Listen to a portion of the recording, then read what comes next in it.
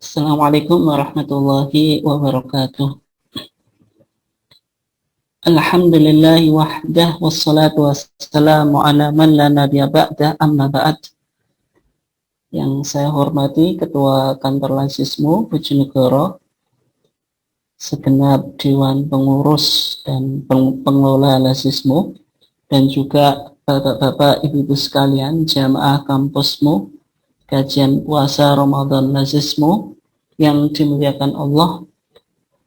Alhamdulillah pada kesempatan ini kita masih diberikan Allah Subhanahu wa taala nikmat yang berupa kesehatan, sehingga pada kesempatan yang mulia ini kita masih bisa menjalankan ibadah puasa, kemudian juga kita masih bisa ketemu lagi di dalam acara kampusmu, yaitu kajian puasa Ramadan bersama Lazismu Bojonegoro. Dan insya Allah pada kesempatan ini kita sudah memasuki edisi yang ke-25. Insya Allah tinggal 4 atau 5 hari lagi kita akan mengakhiri acara kampusmu ini. Dan selawat serta salam semoga tetap terlimpahkan kepada uswah kita, yaitu Nabiullah Muhammad Sallallahu Alaihi Wasallam.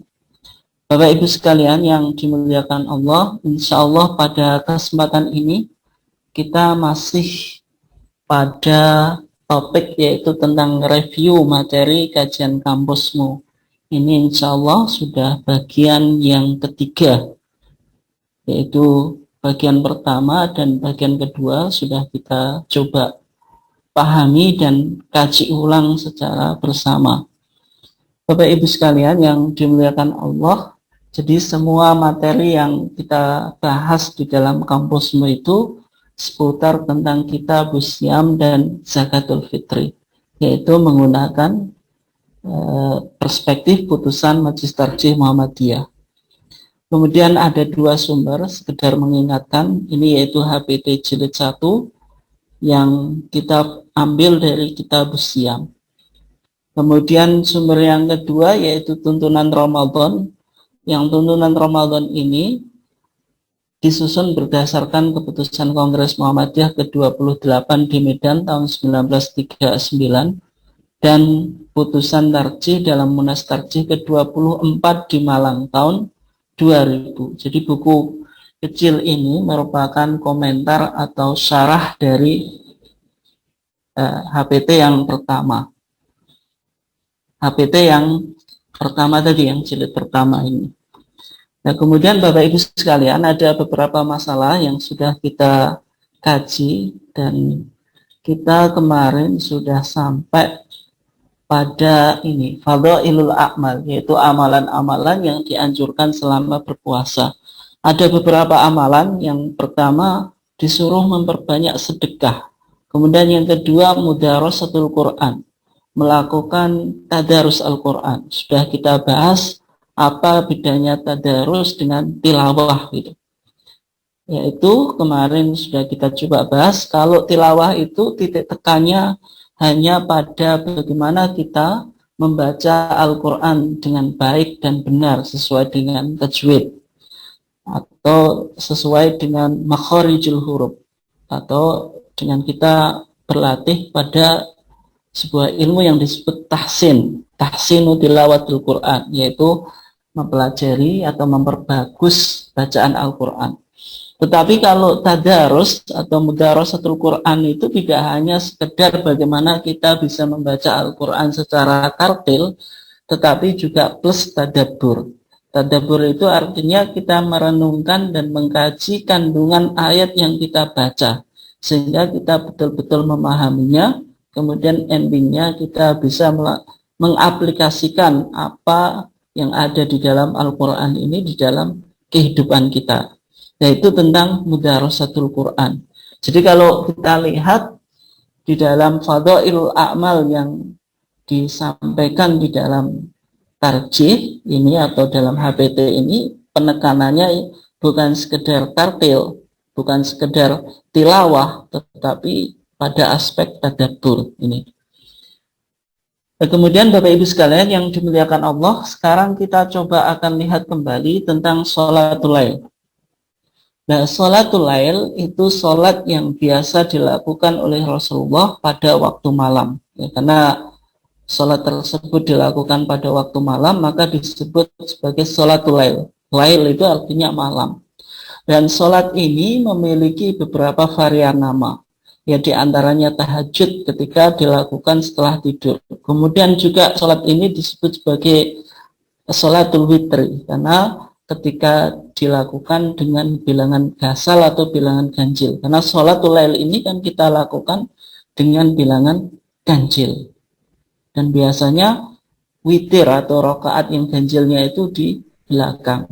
Kemudian juga bisa disebut qiyamul lail atau juga qiyamul Ramadan. Ini ketika dilakukan di bulan Ramadan. Qiyamul Ramadan adalah sholat malam pada bulan Ramadan, atau juga bisa disebut sholat tarawih. Hanya saja sholat tarawih itu berkembang istilah itu belakangan. Misalnya Al-Imam Asy-Syafi'i sendiri dalam kitabnya Kitabul itu belum menggunakan istilah sholat tarawih. Nah, itu. Ya, Bapak Ibu sekalian yang dimuliakan Allah, karena sholat-sholat ini memiliki sholat-sholat ini, mulai sholat tahajud, witir, qiyamul lail, qiyamul Ramadan, ini sebenarnya tata caranya sama. Nah, sehingga semuanya itu masuk sholatul lail, dan juga semuanya itu dilakukan ini di waktunya kapan? Yaitu setelah sholat isya hingga menjelang waktu sholat subuh. Nah, sehingga dalam pandangan tarjih, sholat-sholat ini mulai tahajud, witir, qiyamul lail, qiyamul Ramadan itu dikategorikan sebagai sholatul lail. Nah, waktunya qiyamul Ramadan itu kapan? Yaitu sesudah sholat isya hingga menjelang waktu sholat subuh. Ini berdasarkan keterangan dari hadis Aisyah bahwasanya an Aisyah zaujin Nabi sallallahu alaihi wasallam qalat kana Rasulullah sallallahu alaihi wasallam yusalli fi ma baina an yafruga min salatil isya wa hiya allati yad'u an-nasu al-atamah ila al-fajr. Kata Aisyah, Rasulullah itu salat di antara setelah selesai dari salat isya, dan waktu itu yang disebut oleh manusia atau para sahabat sebagai al-atamah. Al-atamah itu waktu setelah sholat isya. Sampai kapan? Ilal fajri, sampai sholat fajar. Nah, ini sholat yang dilakukan oleh Rasulullah, yang menunjukkan setelah isya ini maksudnya setelah ba'diyah isya. Nah, itu. Sampai fajar. Nah, ini yang merupakan waktu qiyamul Ramadan. Dilakukan 11 rakaat yang Rasulullah salam baina kulli rakaatain, antara 2 rakaat, wa yutiru bi wahidatin, dan menutupnya dengan 1 witir. Ini tentang waktu pelaksanaan qiyamul Ramadan. Kemudian muliakan Allah, dalam pandangan Majelis Tarjih atau dalam pandangan Muhammadiyah, sebagaimana yang sudah kita amalkan, bahwasanya jumlah rakaat sholatul lail atau qiyamul Ramadan atau apalah gitu, atau sholatul tahajud itu 11 rakaat. Ini didasarkan pada hadis Aisyah juga. Ketika muridnya Aisyah yang bernama Abu Salamah ibn Abdirrahman ini bertanya kepada Aisyah, pertanyaannya menarik, yaitu kaifa kanat sholatu Rasulillah sallallahu alaihi wasallam fi Ramadan. Jadi pertanyaannya itu menggunakan sighah atau kata tanya kaifa. Kaifa itu bagaimana, atau how, bagaimana. Bagaimana, sehingga jawabannya nanti berkaitan dengan kaifiyah, tentang tata caranya. Kemudian dijelaskan fi Ramadan. Jadi sholat yang ditanyakan oleh Abu Salamah ibn Abdirrahman kepada Aisyah itu tentang sholat Rasulullah, tata caranya yang dilakukan di bulan Ramadan. Kemudian merespon Aisyah, ini menarik.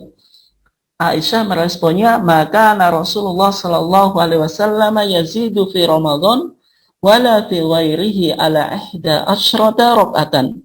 Rasulullah itu sholatnya tidak melebihi Di dalam bulan Ramadan atau di luar bulan Ramadan ada 11 rakaat.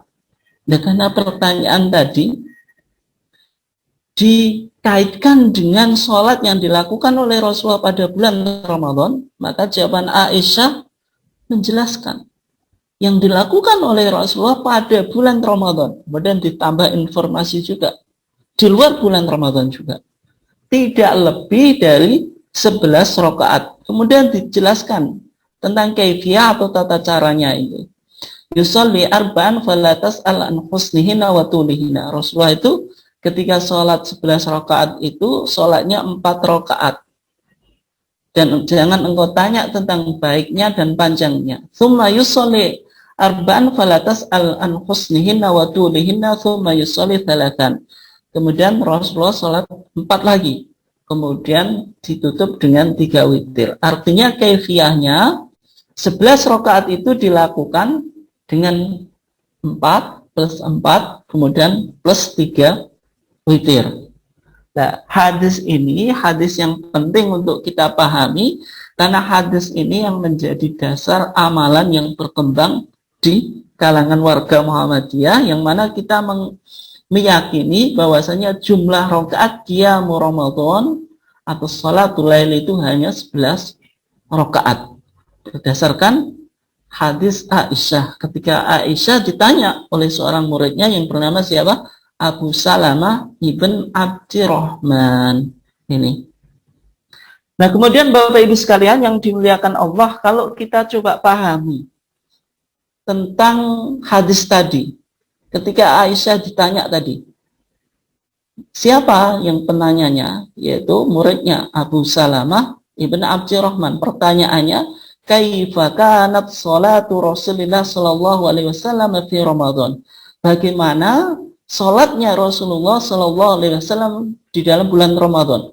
Kalau kita perhatikan bentuk redaksi pertanyaan ini, kaifa kanat salatu Rasulillah sallallahu alaihi wasallam fi Ramadan, ini ada dua kemungkinan. Yang pertama kemungkinannya yahtamilu as-su'ala an sifati salatihi wa wal adhar min jihatil lafdi. Yang pertama ada kemungkinan pertanyaan ini tentang sifat salatnya Rasulullah. Jadi tentang sifat sholatnya Rasulullah atau tata cara atau bagaimana sifat sholatnya Rasulullah. Ini makna yang paling kuat dari segi lafadz atau dari segi redaksinya. Wa yahtamilu an yakuna dzalika su'alan an iddati ma yusalli min rakaat. Demikian juga kemungkinan yang kedua, soal itu ditujukan untuk mengetahui bilangan sholat yang dilakukan oleh Rasulullah berapa rakaat. Ini makna ini yadullu ala dzalika jawabu Aisyah. Makna ini ditunjukkan atas responnya Aisyah atau jawaban Aisyah ketika Aisyah ditanya oleh muridnya tadi Abu Salamah ibn Abdirrahman, maka jawabannya Aisyah maka ana yazidu fi Ramadan wala fi ghairihi ala 11 raka'atan fa ajabathu bil adad. Yaitu Aisyah menjawab tidaklah Rasul itu menambah di bulan Ramadan atau di luar bulan Ramadan atau 11 rakaat. Maka ketika itu Aisyah menjawabnya dengan bilangan.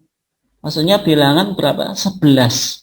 Nah, sehingga ketika bentuk pertanyaannya itu kaifa, bagaimana, ini bisa menggambarkan atau menunjukkan tentang adat. Berapa rakaat? Berapa berarti 11 rakaat. Kemudian yang kedua, kaifa itu bisa memberikan informasi atau pertanyaan yang seorang penanya itu ingin menggali tentang sifat atau kaifiyah atau sifat atau maksudnya ya tata cara sholat, kaifiyah itu bagaimana pelaksanaannya. Nah, sehingga jawabannya tadi pelaksanaan 11 rakaat itu 4 plus 4 plus 3. Nah, sehingga total semuanya 11. Ini penting Bapak Ibu sekalian untuk kita pahami karena argumentasi yang kita bangun di dalam kita menetapkan bahwasanya sholatul lail atau qiyamul Ramadan itu 11 dan juga salah satu formasinya itu 4 plus 4 plus 3 yaitu memahami hadisnya dengan redaksi pertanyaan kaifa ini. Sehingga kaifa ini pertanyaan bisa tentang jumlah rakaat, kemudian juga menanyakan tata cara atau bagaimana sholat itu dilakukan. Dan semuanya sudah dijawab oleh Aisyah. Tentang rakaatnya 11, tentang tata caranya salah satu formasinya 4 plus 4 3. Nah, Bapak Ibu sekalian yang dimuliakan Allah, kalau kita lihat tata cara pelaksanaan sholat lain, itu berdasarkan beberapa hadis Nabi, itu ada beberapa formasi. Tapi formasi yang cukup populer, ini saya mengutip atau meresum formasi yang cukup populer. Adapun formasi-formasi yang lain yang jumlahnya banyak, itu sudah kita kaji dan kita telusuri hadis-hadisnya.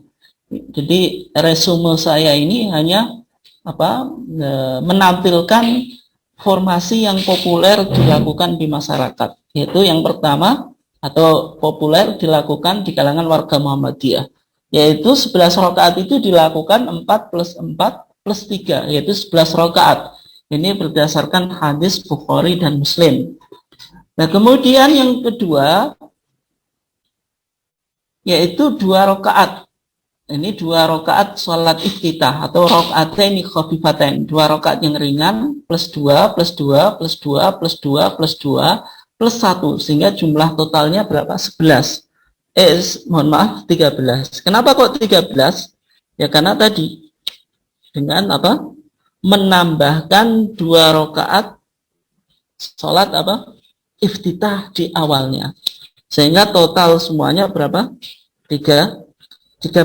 Ini berdasarkan hadis riwayat siapa? Riwayat Abu Dawud. Kalau jenengan punya HPT, hadis ini bisa dilihat di Sholatul Lail, keputusan Muktamar Tarjih Wiradesa, dalil yang ke berapa Bapak Ibu sekalian? Ini bisa dilihat dalil yang ke 20, bisa dilihat di sini. Kemudian yang ketiga formasinya itu 2 plus 2 plus 2 plus 2 plus 2 plus 1, sehingga jumlah totalnya 11 rakaat. Ini hadis riwayat Muslim. Nah, ini bisa Bapak Ibu sekalian lihat di HPT-nya, masih di Sholatul Lail tadi, yaitu keputusan Muktamar Tarjih Wiradesa, yaitu di dalil yang ke-12. Hadis yang paling belakang itu ada hadis Zaid ibn Khalid al-Juhani.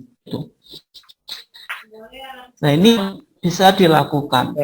Nah, bagaimana dengan yang pernah kita bahas dulu? Ada formasi yang cukup populer, yaitu 2 plus 2 plus 2 plus 2, ketika sudah 8 witirnya 3. Nah, itu juga diputuskan oleh Majelis Tarjih dan itu boleh diamalkan, hanya saja sampai sekarang belum ditemukan pelaksanaannya secara utuh hadis. Ya, meskipun itu juga masih bisa diamalkan, dan saya di Bojonegoro pelaksanaan Qiyam Ramadan itu ya kebanyakan yang formasi tadi, yaitu 2 plus 2 plus 2 plus 2, kemudian sudah sampai 8, kemudian witirnya 3. Karena itu menggunakan keumuman hadis sholatul laili masna. Sholat malam itu 2 rakaat. Nah, witirnya yang 3 itu menggunakan hadis Aisyah ini. Ketika formasi 4 plus 4 plus 3 witir ini kan witirnya tsumma yusolli thalathan. Nah, sehingga pelaksanaan yang formasi plus 2 plus 2 plus 2 plus 2 sampai 8 kemudian 3 itu sebenarnya menggunakan beberapa hadis. Dan kemudian Bapak Ibu sekalian yang dimuliakan Allah, kalau kita coba lihat pelaksanaan sholat Qiyamul Lail atau Qiyamul Ramadan, yang pertama diawali dengan 2 rakaat atau rakaatain khafifatain. Inilah yang disebut dengan sholatul iftitah. Karena Rasulullah SAW sebagaimana keterangan hadis Abu Hurairah berkata atau bersabda, "Idza qama ahadukum minal lail falyaftah sholatahu bi rak'ataini khafifatain." Apabila seorang di antara kamu mengerjakan sholat malam, hendaklah ia membukanya dengan 2 rakaat yang ringan. Ini. Dan kemudian setelah itu 2 rakaat, 2 rakaat, 2 rakaat, 2 rakaat, 2 rakaat, dan diakhiri dengan 1 rakaat, atau bisa 4 rakaat, 4 rakaat, dan diakhiri dengan 3 rakaat witir. Ataupun formasi yang tadi, 2, 2, 2, 2 dapat 8, kemudian 3 witir. Gitu. Kemudian setelah sholat witir, kemudian membaca ini Subhanal Malikil Kudus, Subhanal Malikil Kudus, kemudian Subhanal Malikil Kudus. Pada bacaan yang ketiga itu dibaca dengan nyaring dan dipanjangkan. Kemudian setelah itu Rabbil Malaikati Waruh. Ini perlu juga dipahami oleh warga Muhammadiyah, karena menurut pengamatan saya di beberapa masjid atau mushola Muhammadiyah, ini ada yang belum mengamalkan ini, yaitu setelah witir membaca Subhanal Malikil Kudus, Subhanal Malikil Kudus, kemudian Subhanal Malikil Kudus, kemudian Rabbil Malaikati Waruh. Ini. Nah, kemudian Bapak Ibu sekalian yang dimuliakan Allah, kita coba lihat di edaran PP Muhammadiyah tentang tuntunan Ramadan di masa pandemi COVID. Yang perlu diperhatikan di sini, sholat wajib termasuk sholat Jumat dan sholat qiyamul Ramadan tarawih dapat dilaksanakan secara berjamaah di masjid, mushola, langgar, dan lain-lain dengan memperhatikan hal-hal sebagai berikut. Nah, ini artinya Majelis Tarjih sudah memberikan pelonggaran bagi warganya untuk bisa menjalankan ritual ibadah di tempat sholat publik, baik di masjid, mushola, langgar, tetapi tetap harus menjaga beberapa protokol kesehatan. Ya, di antaranya ini sholat dengan soft berjarak atau soft distancing. Nah, ini diperbolehkan meskipun hukum asalnya Nabi mengatakan sawu sufufakum fa inna tasbiyatas sufufi min iqamatis sholat atau min tamamis sholat. Jadi soft itu dirapatkan ketika kondisinya normal. Tapi ketika kita kondisi COVID dan dalam pendekatan burhani atau pendekatan ilmu pengetahuan, kalau kita tidak melakukan soft distancing atau kita tidak melakukan social distancing atau physical distancing, maka akan berpotensi menjadi menyebarnya COVID-19. Maka dalam ibadah ini malah lebih diutamakan, karena dalam Islam kita menganut prinsip la dororo wala diror. Tidak boleh membuat bahaya untuk diri kita sendiri maupun mencelakai orang lain. Nah, soft distancing ini dianjurkan. Nah, bagaimana kalau hadisnya tadi fa inna tasbiyatas sufufi min tamamis shalah. Kalau gitu kita melakukan soft distancing berarti kita atau sholat kita tidak sempurna. Ya, tidak semacam itu, karena ada hadis idza maridul abdu aw safara kutiba lahu ma kana ya'malu muqiman sahihan. Apabila seorang hamba itu sakit atau bepergian kemudian dia tidak bisa menjalankan ibadah secara maksimal, kutiba lahu ma kana muqiman sahihan. Maka pahalanya sebagaimana pahala yang ia kerjakan dalam keadaan sehat. Dalam artian soft distancing ini insya Allah pahalanya tidak mengurangi pahala sholat kita. Nah, kemudian yang kedua, sholat memakai masker. Ini penting juga. Meskipun ada hadis, naha Rasulullah SAW ayyusalliya arrajulu ayyughatiya arrajulu fahu fis sholat. Rasulullah itu melarang seseorang menutup mulutnya sholat di dalam sholat. Dan sholat pakai masker itu kan kita pakai masker gini. Berarti kan mulut kita tutup. Nah, bagaimana kita memposisikan hadis tadi? Yang pertama, hadis itu statusnya diperdebatkan. Maksudnya status validitasnya. Ada perawi yang diperdebatkan di kalangan para ahli hadis. Kalau misalnya kita katakan hadis tadi oke, hadis tadi masih bisa dijadikan hujah atau statusnya hasan. Nah, bagaimana kita memahami larangan sholat dengan menutup mulut? Yang pertama, hadis tersebut diriwayatkan oleh Ibnu Majah. Dalam Sunan Ibnu Majah, Al-Imam Ibnu Majah memberikan judul di dalam babnya itu, ketika meletakkan hadis ini, babnya itu babu ma yukrahu fis shalah, bab tentang apa yang dimakruhkan di dalam sholat. Jadi hukum yang bisa diambil dari pemahaman Ibnu Majah tentang fikih dari hadis ini, maksudnya hanya menunjukkan kemakruhan gitu. Dan sesuatu yang makruh apabila dalam situasi kondisi yang mendesak kayak sekarang ini pandemi, itu bisa menjadi boleh dan bahkan menjadi kepentingan saja. Al-hajatu tangzilu mangzilatad darurah. Sesuatu yang dibutuhkan itu posisinya bisa menempati kedaruratan. Kemudian yang kedua, hadis ini ada ilahnya atau ada sebabnya. Bahwasanya tradisi sholat atau melakukan ritual atau melakukan ritus peribadatan tertentu itu ternyata memiliki historitas dengan ritual yang dilakukan oleh orang Majusi. Orang Majusi itu adalah orang Persia atau sekarang Iran, yang mereka di dalam ibadahnya itu memuja-muja api. Nah, sehingga larangan Rasulullah sebenarnya ingin melakukan mukhalafatul majus, yaitu melakukan tradisi yang kontras dengan Yahudi, sebagaimana banyak dilakukan oleh Rasulullah. Rasulullah itu dalam beberapa ibadah melakukan mukhalafatul ahli kitab, yaitu melakukan ibadah yang kontras dengan ahlul kitab, yaitu Yahudi dan Nasrani. Sehingga hadis ini ada ilahnya, ada sebabnya. Dalam konteks modern, sholat pakai masker itu menggambarkan tata cara atau ritual orang Majusi, bukan kita ingin menyerupai orang Majusi, dan bahkan sudah menjadi sesuatu yang dihajatkan karena kondisi pandemi COVID-19. Nah, kemudian yang selanjutnya, jamaah sholat terbatas hanya bagi warga sekitar masjid atau musola.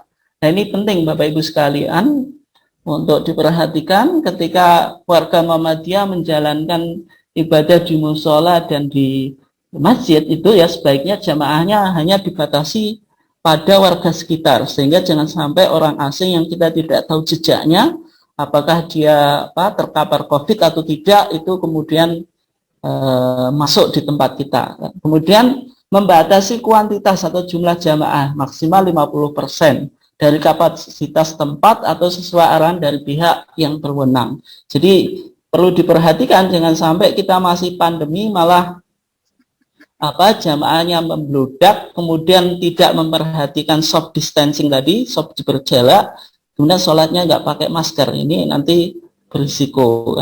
Kemudian tetap menetapkan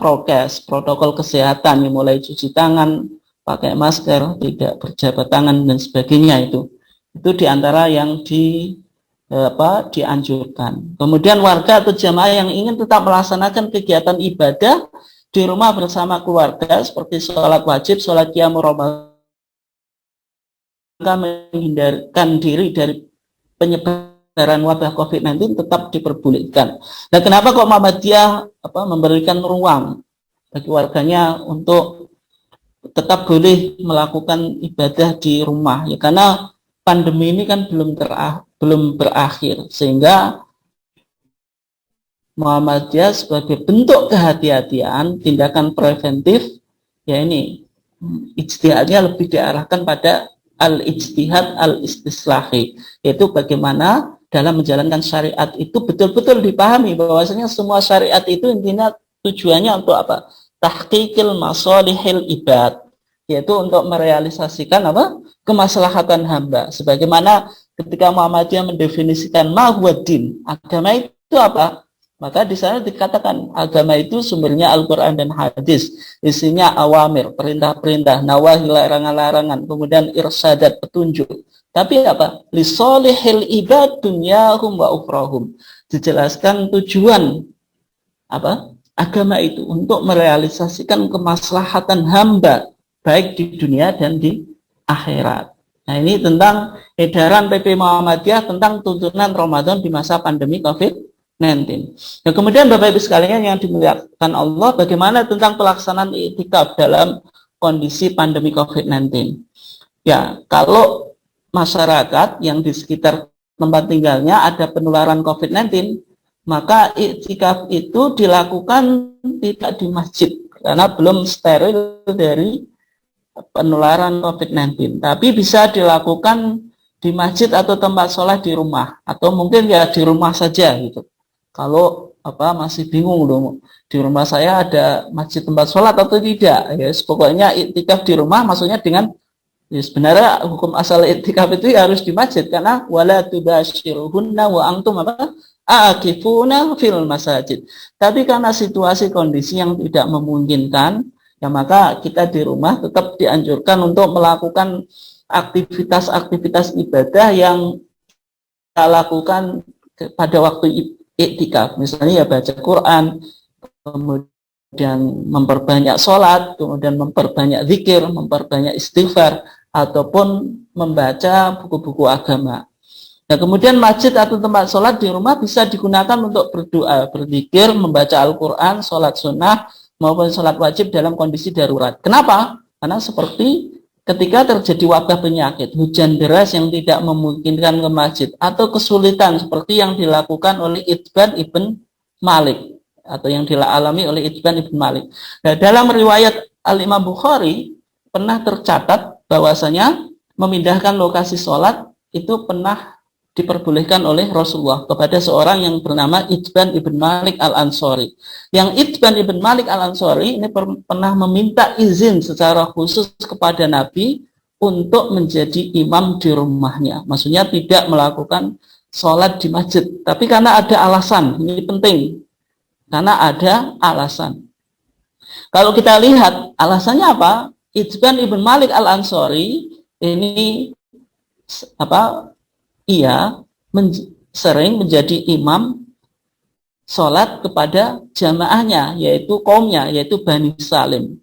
Tetapi Itban ibn Malik ini dari kesehatannya mulai terganggu. Ini angkartu basori, bahwasanya penglihatannya mulai terganggu. Kemudian wa inna suyuh tahulu baini wa baina masjidi qaumi. Kemudian hujan deras dan banjir yang menghalangi rumahnya Itban dengan masjid kaumnya tadi. Dan sehingga Itban itu meminta izin kepada Rasulullah. Rasulullah itu disuruh datang ke rumahnya. Kemudian fasolaita fi baiti makanan hatta attakhidahu masjidan. Kemudian ia berharap Rasulullah itu mau sholat di rumahnya di sebuah tempat sehingga ia jadi masjid. Nah, ini. Kemudian Rasulullah datang bersama Abu Bakar ke rumahnya Itban.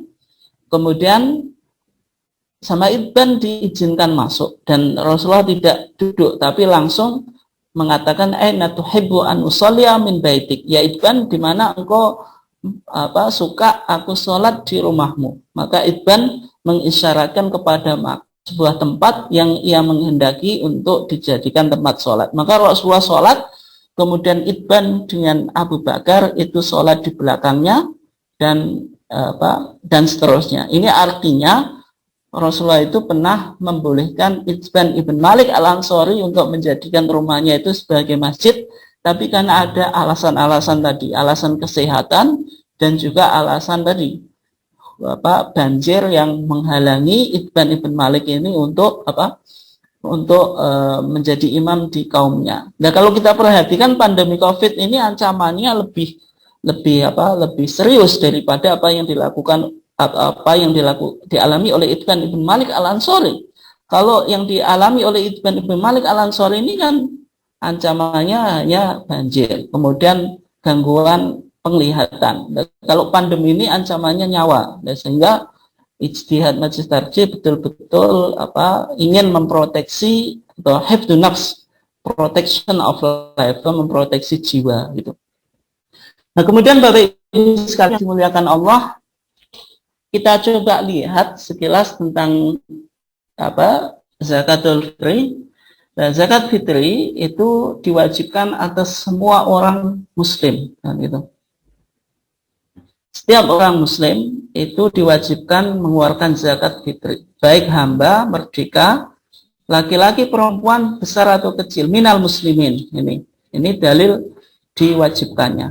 Kemudian kadar yang harus dibayar berapa? So'an min to'am, yaitu 1 sok dari makanan, atau so'an min syair, atau dari gandum, atau so'an min tamrin, atau 1 sok dari kurma, atau so'an min akid, atau 1 sok dari keju, atau so'an min zabib, atau dari kismis. Yang menjadi masalah, kita tidak memiliki kurma, gandum, kemudian keju, kemudian kismis. Nah, sehingga zakat fitri yang kita gunakan di tempat kita itu berupa makanan pokok kita, yaitu berupa beras.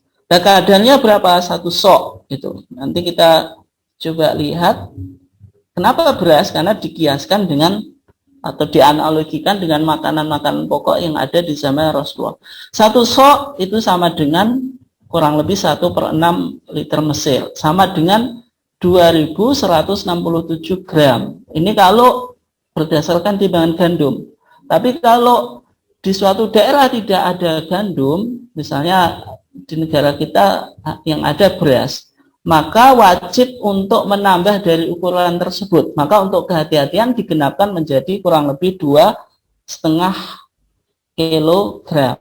Ya, kalau misalnya tarjih ini kan berpendapat bahwasanya 1 mut itu 6 ons. Ya, 1 sok itu 4 mut. Berarti 6 kali 4, 240, atau berarti 2 kilo 4 ons. Nah, bagaimana kok 5? Ya, karena sudah menghitung nanti beras yang ditimbang itu pasti ada plastiknya atau ada wadahnya. Kemudian juga terkadang nggak bersih, ada masih kemasukan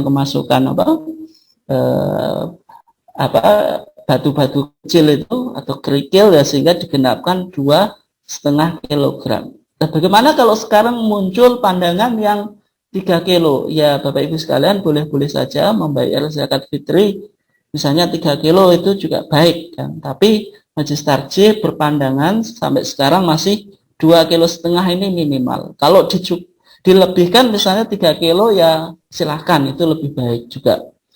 Nah, kemudian orang yang wajib mengeluarkan ini orang yang memiliki kelebihan, yaitu fi lailati idul fitri wa yaumi, atau malam hari raya idul fitri dan harinya. Maksudnya yang memiliki kelebihan makanan untuk malam hari raya idul fitri dan hari raya idul fitri itu diwajibkan mengeluarkan zakat fitri. Nah, termasuk orang yang menjadi tanggungannya, misalnya anaknya, suaminya itu, yaitu seorang bapak atau ayah yang mengeluarkan zakatul fitri.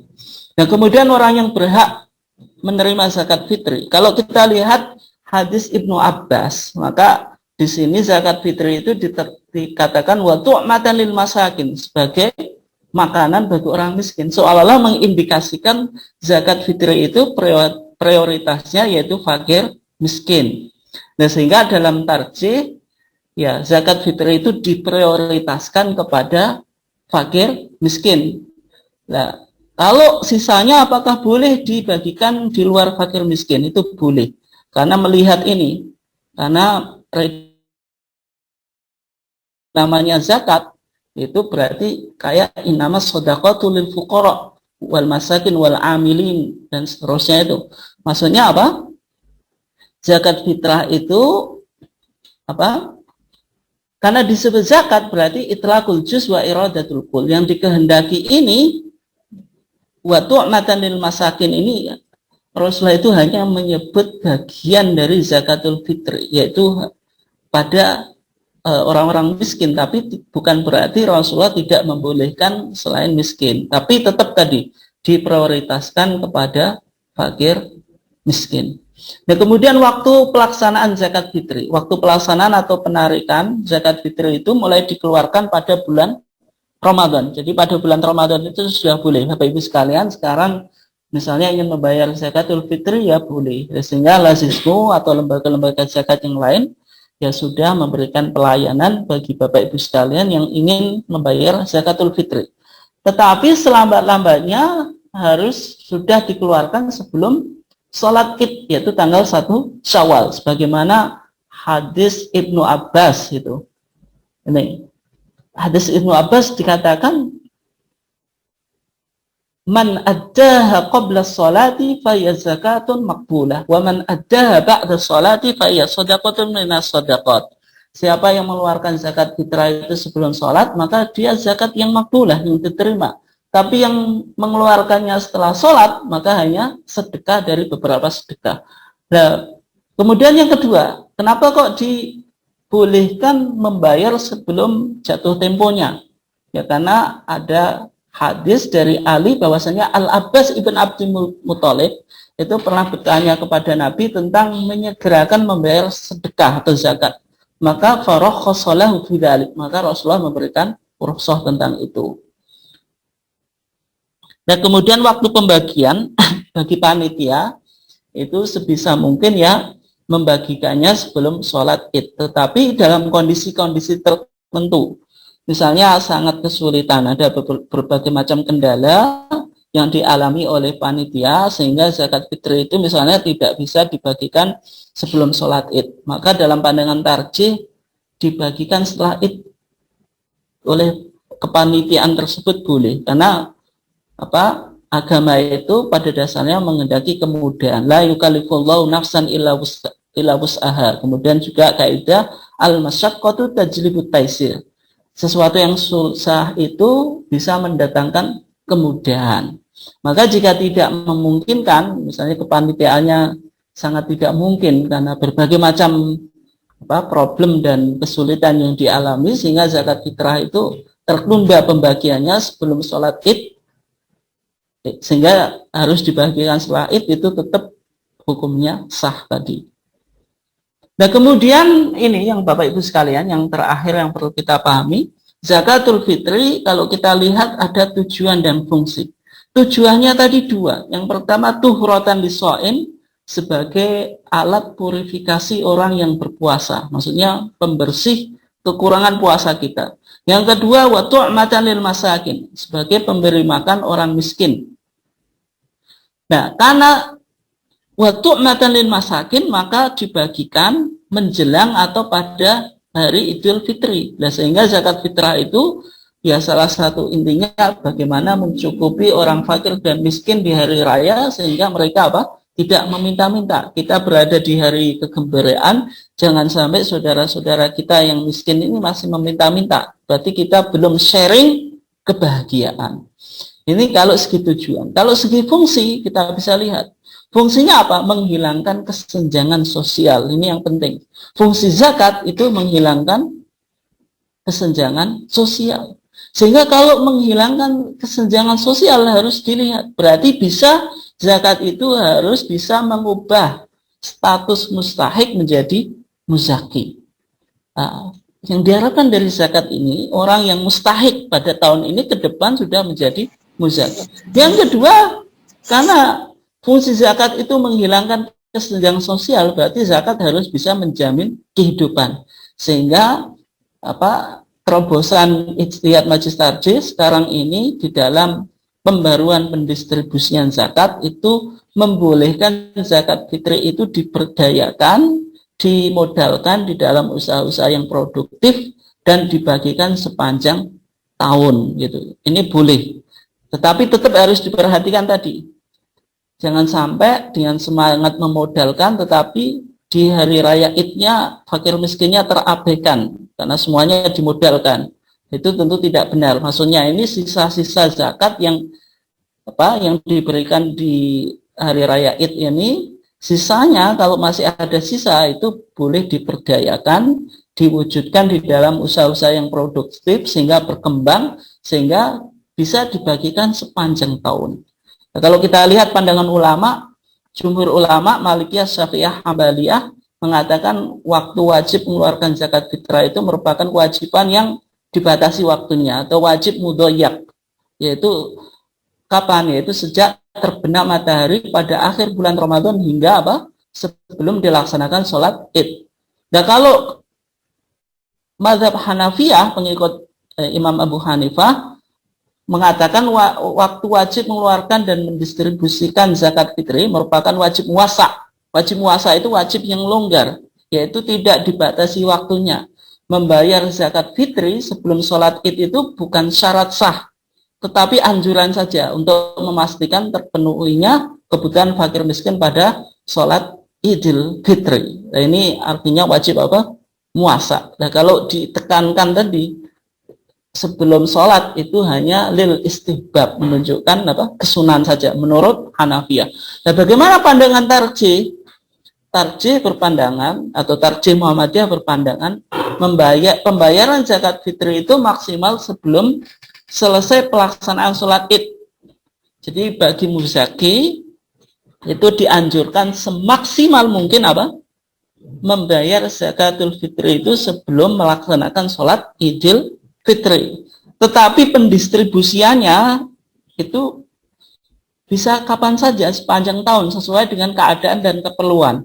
Meskipun kepanitiaan zakat itu ya tetap memaksimalkan apa fakir miskin di hari raya itu tetap harus di cover. Adapun yang lebih itu boleh diberdayakan, diwujudkan dalam usaha yang produktif dan pembagiannya sepanjang tahun.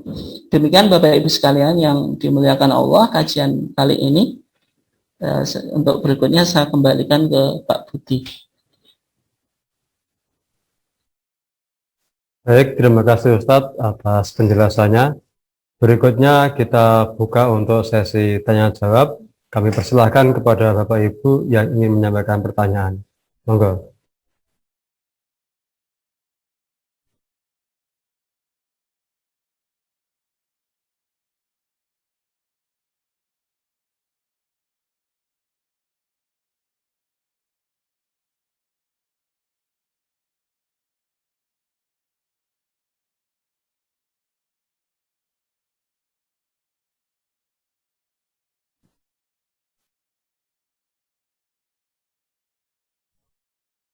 Ini ada satu pertanyaan terkait dengan sholat lail tadi Ustaz. Jadi pada prinsipnya kan sudah kita ketahui bersama bahwa Rasulullah itu selalu sholat lail, qiyamul lail sebanyak 11 rakaat. Tetapi untuk yang praktek di Arab ya, di Madinah dan di Mekah itu kan di sana sekitar 23 rakaat ya, dan 36. Nah, itu kira-kira dasar hukum yang dipakai oleh yang taraweh atau sholat lail sebanyak itu kira-kira yang mana kira-kira? Sementara di sisi lain Rasulullah tidak pernah melakukan seperti itu. Sampun, terima kasih.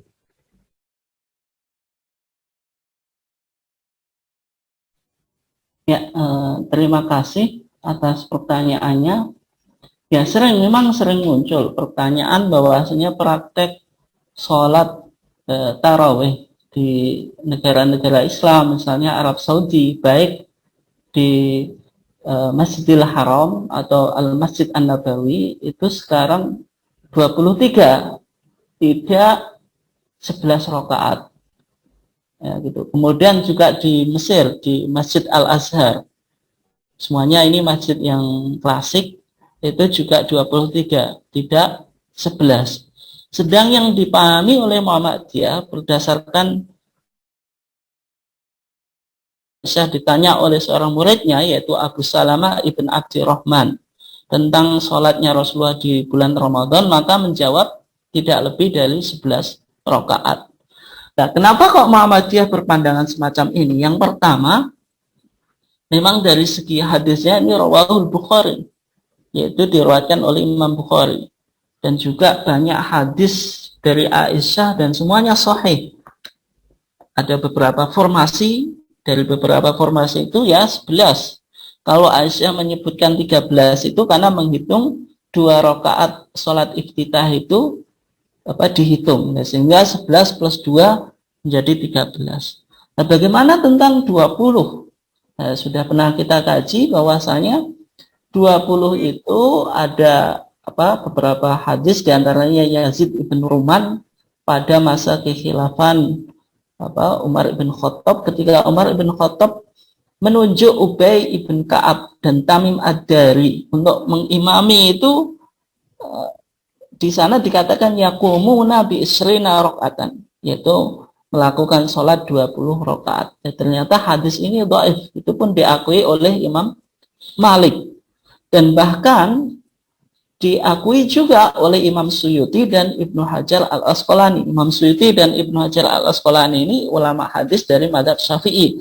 Yang mana rumusan madhab mereka sendiri, itu sholat itu 20 rakaat. Nah, sehingga kalau dari kajian hadis, disiplin ilmu hadis, sholat tarawih yang dilakukan pada masa Umar bin Khattab yang dikatakan 23 itu hadisnya dhaif. Semuanya dhaif. Nggak ada yang sahih. Dan bahkan ada hadis yang sahih dari kemarin sudah kita bahas, bahwasanya dalam keterangan Ibnu Abbas itu ternyata Ubay bin Ka'ab dan Tamim Ad-Dari itu ayyakuma bi ihda asyrata rakaatan. Itu malah 11 rakaat.